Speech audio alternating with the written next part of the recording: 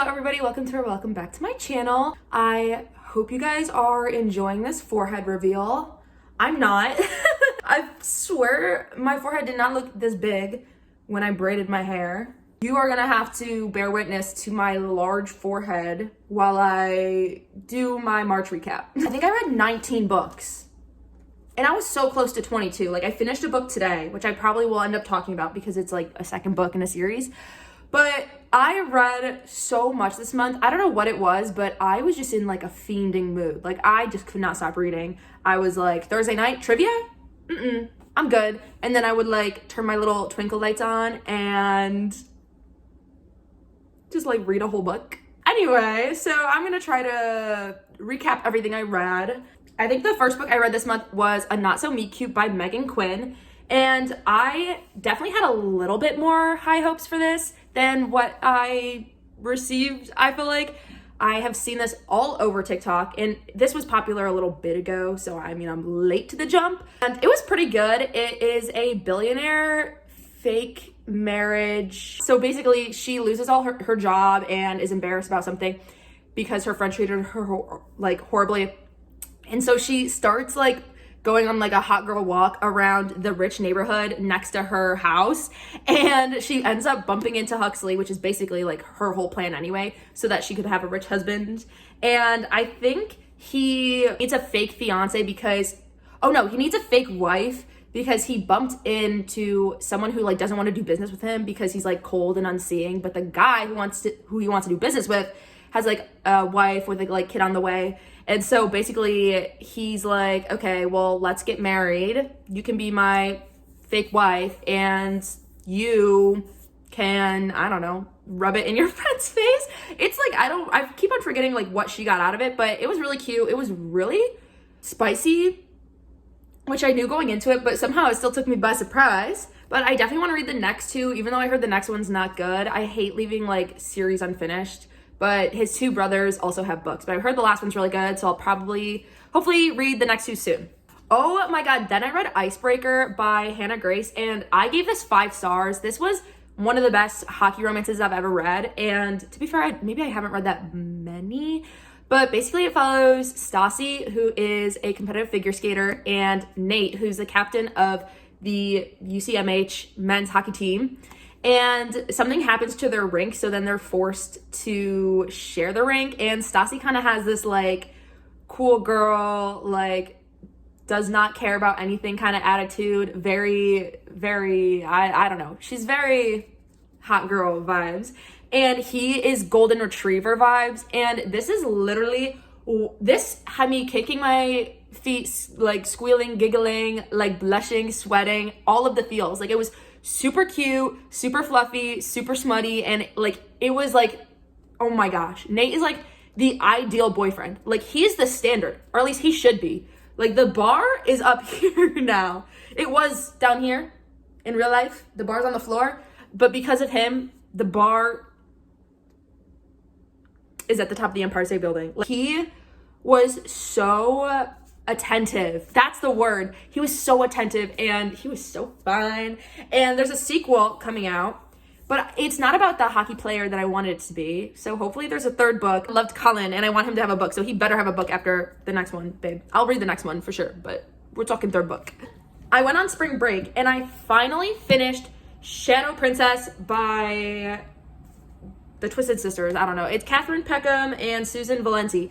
And I was feral for this series if you watched my February wrap up. And I wasn't not feral for this, but I had like a lot going on or something. It was just like not clicking the moment that I had like started it. So then I finished it over spring break and it was so good. Like I am surprised that I haven't, the only thing keeping me restraining arms behind my back from purchasing the next 4 or 5 books is that like they're like $20 to $25 each and my bank account would literally die. Like it would be like, no more shopping for you allowed. So I have not bought them, but I'm feral for them. This series is so good. It's addictive and it's getting to the good parts, like the real relationships that are gonna come. Like we're done with Caleb and now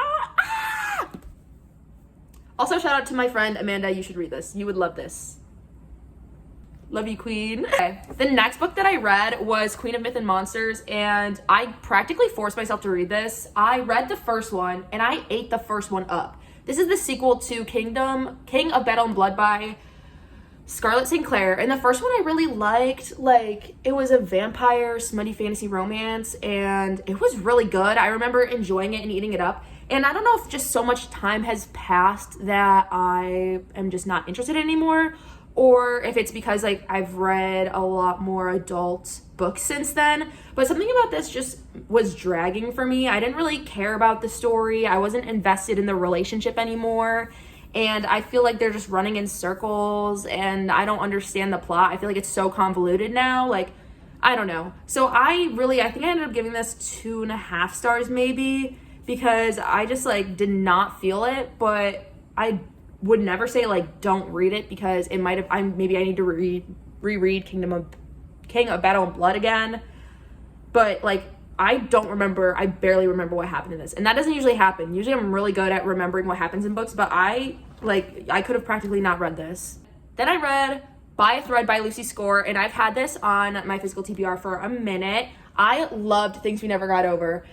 But then I read Maggie Moves On, and that did not hit for me. So then I was kind of worried that I wasn't gonna like this, because I've heard this isn't as good as Things We Never Got Over, but I definitely still enjoyed this. It's a kind of a grumpy sunshine, office workplace, romance. There's one thing Lucy Score does right, is write a good smut scene. Like, every time I read her books, like, I am sweating. Like, she is really good at that. I just feel like this one, with Things We Never Got Over, I liked how long it was. I didn't think it was too long. This one, I did feel like it was a little too long. Like kind of at the 3/4 mark, I was like, all right, what more do we need from this plot? Like, come on, let's wrap it up. But I still really liked it. Like, I think I gave it 4 stars, but it definitely, like, wasn't my favorite Lucy Score book. Okay, next, I believe I started reading the Bully series by Penelope Douglas. I read Bully. I read Until You. Yes, this is his point of view. And then I read Rival. So this is this is Jared and Tate. This is Jared and Tate from Jared's point of view. This is Maddox and Fallon, which I think was probably one of my favorite couples. This was Jackson and Juliet. And then this last one is Jared and Tate again. So I read them all, and I'll try to give like more of a general review without getting into too much detail, because it's the whole series. Okay, Jared and Tate, I really liked Bully, and Until You, I liked most of it, and then when it got closer to the end, I was kind of like, okay, I know what happens. Like, we have read this part, because it does give you a little bit before Bully starts, but then it kind of overlaps. And then Rival, I actually did really like. I loved Maddox, and I feel like with Bully, it's a bully romance, obviously, and I wouldn't say I normally have a problem with it, but I definitely feel like reading Rival right after Maddox is just so down bad for Fallon that, like, it's hard to, like, not like him more, because who doesn't want a man down bad for them? You know what I mean? And then Falling Away, I really liked as well. I really loved Juliet's backstory, and I wish that was more flushed out, or I wish more people acknowledged, not readers, but like more people in the book acknowledged her trauma, because it was probably one of the most interesting like backstories that I've read. Like, I've never read anything like that, and I just wish there was more like acknowledgement of what had happened in there. I wish there was more of that, but I definitely liked Jackson and Juliet. They were really cute, loved them, they slayed. And lastly, The Next Flame, I was just like, it was kind of good. I was kind of over it because of the premise of it. If you like have read the series, you understand, but I don't want to spoil anything. But I was just kind of like, okay, whatever. Like, it was fine, but it wasn't like anything special. And for anyone who wants to know, because I know P-Dug has a reputation, I didn't think these weren't super smutty, or at least Bully wasn't, and Until You wasn't, I don't think, because like it didn't happen. There was maybe only 1 or 2 scenes at the end when they finally get together. Rival, I don't remember being that smutty, and then Falling Away was definitely the spiciest one, I think. And then I feel so bad. I barely remember this. Oh, this one doesn't because it's 2 books actually, and Next to Never, and there's nothing in that. Long story short, it was really good. It's not my favorite P-Dug series. I oddly liked Devil's Night better, but I love the vibe of this. I want to race cars. Like, that was really cool. I liked that they were kind of car guys, but otherwise I feel like the plot and like was just very surface level. But I want to read Misconduct, which I don't know how that relates to the series, but it technically does. I'm mixing up the order a little bit. I read Through My Window by Ariana Godoy. I don't know. I love this movie. This is a movie on Netflix, and the guy who plays Eris is so fine. One of the reasons why I bought this was because I love the movie so much and that main actor, he's so fine. This was, I think, maybe I ended up giving it very few stars. It's kind of similar to the movie, like plot-wise-ish, but I mainly just read it for that. I don't even know how to explain it. Basically, there's these 3 boys, Ares, Apollo, and I don't know why I keep on saying Ares weird. Ares? I don't know. The movie's in Spanish, so she says Ares, but I don't want to say that. Whatever. It's Ares, Apollo, and Artemis. They're brothers. They're rich, and Raquel has like a super stalkerish crush on Ares, and basically, I don't know, they kind of get together. I really wish I could explain this better, but if you've seen the movie, you don't need to read the book. Long story short, the movie was better than the book, but I read it so I could tell you that. Then I read Luckiest Girl Alive, which was very good. This first entered my TBR because the trailer for the movie came out and it looked so good, and I was like, I want to watch that, but then I was like, but it's a book, so I should read the book first. And I thought the movie was a really good adaptation, except for the ending. I kind of liked how the book portrayed Ani at the end as opposed to the movie. But long story short, this book is so good. It's marketed, I feel like, as a mystery / thriller, but it's not like a thriller, I wouldn't say. Like, and you kind of find out a big chunk of the mystery at the start of the book, but it follows Ani, who has built this life in New York as like an editor, I think, or something big, and she has a really rich fiance who comes from like old money, and basically she's kind of like hiding this secret, and it kind of comes to light because she's doing a documentary about the incident that happened at her school. And it's kind of like her dark past is coming back. But it was very interesting, and I really liked it. It's very well written, and highly recommend. So, I don't know. I think I read Rock, Paper, Scissors Next by Alice Feeney. This is a mystery thriller, and I know that Destiny gave this 5 stars. She is one of my favorite booktubers, and I think Haley Pham gave this 5 stars as well. But I did not feel like super shocked at the twist. Like, I gasped, but I think the whole premise of this book is that there's a secret. So it follows these 2 people who are married. It is Mr. and Mrs. Wright, Adam and Amelia Wright.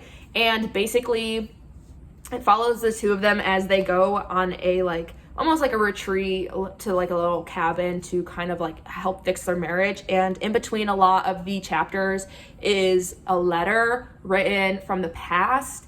And I really thought it was interesting, and a lot of the chapters end on either plot twists, or kind of like a cliffhanger, or kind of like a reveal, or just something that kind of makes you want to keep going, which I really liked. So it was fast paced, but the whole premise is that they're hiding something, and so then when what they were hiding was revealed, I didn't like feel too shocked because I was like waiting for it. But I don't know if all thrillers are that way. I don't know. I'm trying to get into thrillers because I feel like it seems fun. But I read this and I wasn't feeling very thrilled. It was very interesting though, so I would rate it like 3.5 stars maybe, but I wasn't very shocked when the reveal came. I feel like I've had like bigger plot twists in like YA fantasy books, so it was nothing special to me personally. Then I think I read Things We Hide from the Light by Lucy Score. I'm sorry about my lighting. I don't know why. Honestly, the sun moves, and I should prepare for that next time. But I read Things We Hide from the Light by Lucy Score, and this is the sequel to Things We Never Got Over. I really liked this. I don't know that I liked it as much as Things We Never Got Over, but I did like it like almost as much. I liked it close. Like, it was better, like 4.5, 4.75 stars, because I think I gave Things We Never Got Over 5 stars. I did not think that I was gonna love, because the main character is a police chief, and I didn't think I was gonna love that, but I kind of did. Like, I was, like, it doesn't really, he's not super policey, and he's, like, recovering from trauma. Why is it that I love guys who are, like, crying and, like, having a breakdown? I need help. Anyways, there's, like, they continue the mystery from the first one in this one. I'm, like, holding it here. And there's a lot of Lucian and the librarian content. What's her name? I can't remember her name. But, and the girls, it was really good. I love, this kind of gives Found Family vibes low-key, because they all just are, like, randomly best friends. And Nash is kind of hot.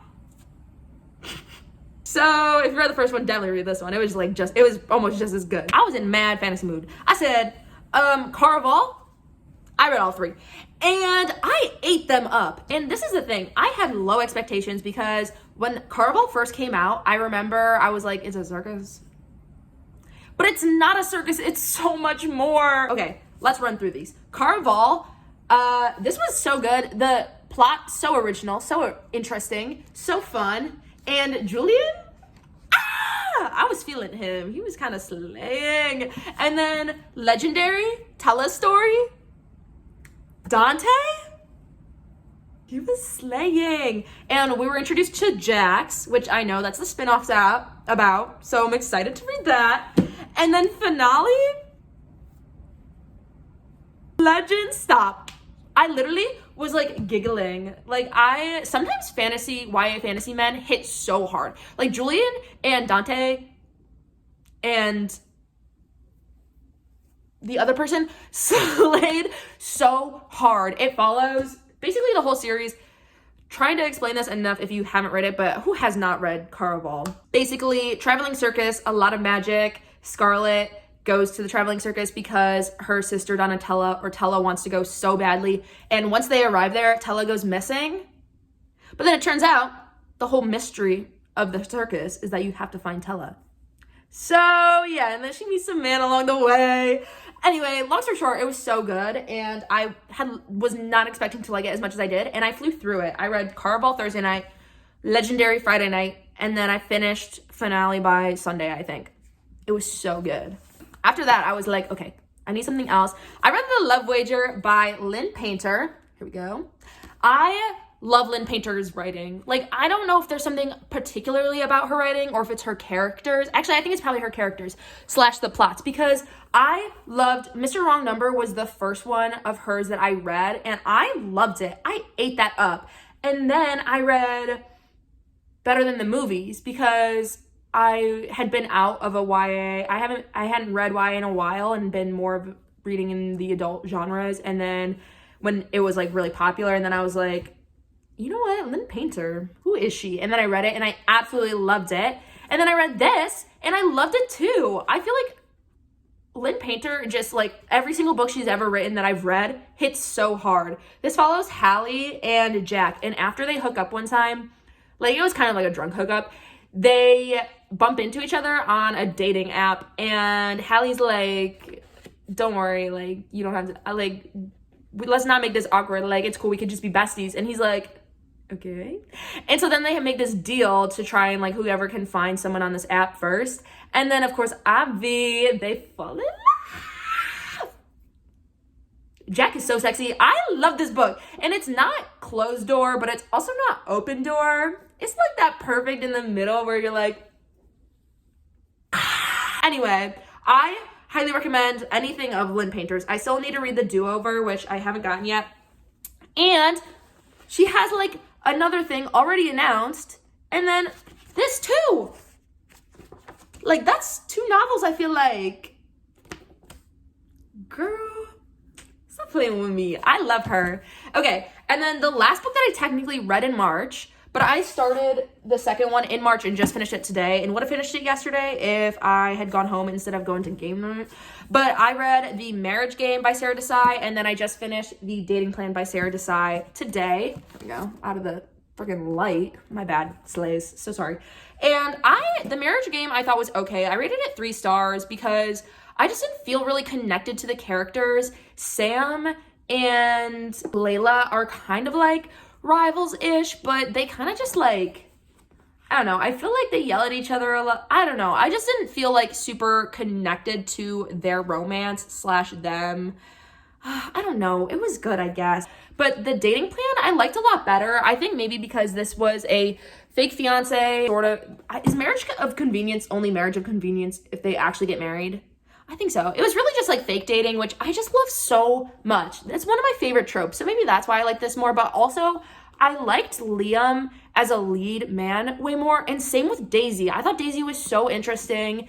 And I loved the way her mind worked and her, just everything. I love them. And their romance together, I was also just so much more invested in. They were also kind of like second chance almost, where they weren't really dating in the first, but they like knew each other for a while and then he disappeared. I don't know. I just was so much more interested in their relationship. So I rated that one 4 stars. I definitely thought it was better than the Marriage Game. And then I haven't read this, but I have the Singles Table, which I'm trying to decide if I'm going to read next or give into my mood, which is fantasy. So we shall see. But I hope you guys enjoyed this video. I have no words. I really want to do something fun for you guys soon. So if there's anything specific you want to see, please let me know. I have ideas, but also I'm here. I'm like ready to provide fan service. Anyways, I love you guys. I will see y'all when I see y'all. That's that. Peace.